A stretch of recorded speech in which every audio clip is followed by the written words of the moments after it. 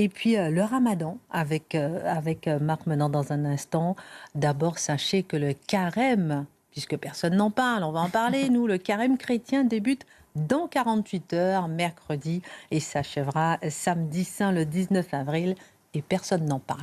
Et puis maintenant avec Marc Menant, on va parler du ramadan. Alors petite parenthèse, déjà on a appris que le défenseur des droits s'est un peu offusqué de l'absence de repas halal dans certains hôpitaux publics français en disant que c'est une discrimination selon lui. Alors là on va s'arrêter avec vous sur la FNAC de Nîmes. Elle a beaucoup fait parler d'elle, plusieurs ont réagi, Franck Tapiro, beaucoup de personnes, de personnalités. Pourquoi ? Parce qu'il y a tout un rayon sur le ramadan. Alors, des livres pour enfants, toutes sortes de livres pour enfants. Je disais, qu'est-ce que l'Aïd el-Fitr, découvrir la Mecque, des cahiers d'activités pour enfants, le mois béni du ramadan. Et même les musulmans se sont offusqués. C'est intéressant. Mais alors, il y a également d'autres FNAC. Il n'y a pas que celle de Nîmes.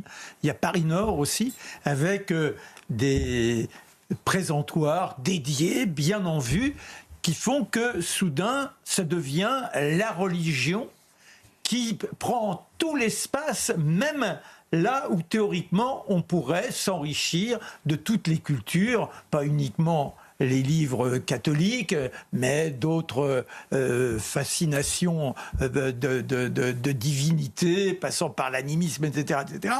Là où la FNAC, théoriquement, devrait être dans l'abondance. Or, par exemple, qu'est Voltaire a essayé de savoir si on pouvait avoir des informations... Boulevard, pardon. Ah, oui, excusez-moi. J'aimerais bien, on se revoit.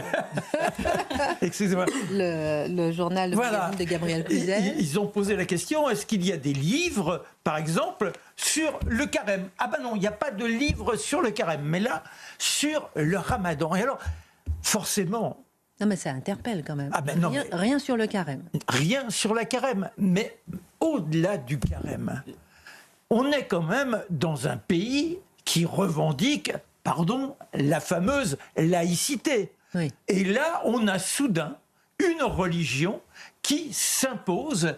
Et moi, quand j'étais jeune journaliste, on n'annonçait pas le ramadan. Et la grande modification se fait en 1991. En 1991, on a le PDG de France 2 de l'époque, enfin qui était Antenne 2, Hervé Bourges, que j'ai très bien connu, qui avait d'ailleurs un passé par rapport à l'histoire de l'Algérie, et qui, avec une association qui s'appelle Vive l'Islam, décide de faire une nuit consacrée à la fin du Ramadan. Oui. Et c'est de ce défi-là, je dirais, parce qu'on pourrait se dire que soudain, proposer une émission pour une religion, alors que on a, depuis des décennies, fait en sorte que la religion catholique accepte de s'amoindrir un peu pour qu'il y ait un espace où la foi n'est pas autant mise en avant, là, il y avait quelque chose de fou sur le service public. Et depuis, eh bien, on a vu dans tous les médias, les uns et les autres, le ramadan commence, on est au 2e jour du ramadan, le 3e jour du ramadan, attention, c'est la fin du ramadan, et on entre dans une véritable submersion. Alors comment, dans ces conditions, arriver à faire comprendre à toutes ces jeunes filles ou ces jeunes garçons qui aujourd'hui veulent porter des habits ostentatoires, des signes ostentatoires, se comporter sur les terrains en ayant des attitudes religieuses. Comment leur faire comprendre que l'on est dans un pays où c'est la citoyenneté qui prime, que ce n'est pas du tout sa conviction la plus profonde. Bien évidemment, ce n'est pas possible, d'où la multiplication aujourd'hui, cette submersion d'une religion. Et la question que l'on peut se poser... Vous reprenez pour tout François Bayrou. Pardon ? Migratoire, submersion migratoire. Oui, mais... Il n'y a pas d'équilibre, en fait. Non, mais c'est une submersion religieuse. Et ce qui est quand même terrifiant, ça veut dire quoi ?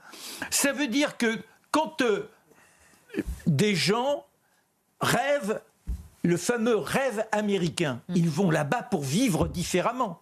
Si vous venez en France, théoriquement, vous venez en France parce qu'elle représente une culture. Parce que la France, c'est pas uniquement un hôtel, c'est pas un lieu où on travaille, c'est le lieu où on s'offre une nouvelle façon d'exister, une nouvelle façon d'envisager son quotidien, même si on garde une croyance. Et ça signifie que ceux qui viennent d'ailleurs, en ayant cet espoir d'une vie différente, ça leur sera interdit parce que la religion qu'éventuellement ils fuyaient, comme les jeunes femmes qui aujourd'hui en Iran se disent qu'un jour elles trouveraient bien une place chez nous en France, eh bien quand elles seront là, on leur dira mais attention, il n'est pas question que tu apostasies, la foi, tu y es condamné, tu es assigné à rester une musulmane. Vous vous rendez compte comment aujourd'hui on est en train de désacraliser la manière dont nos ancêtres ont forgé un principe de vie.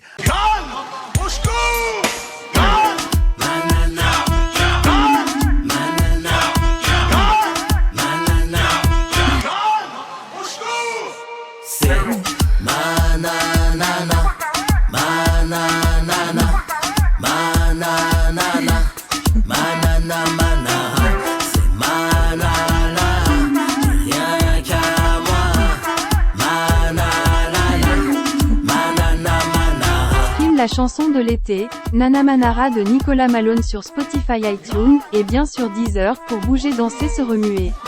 L'été sera chaud avec Nana Manara.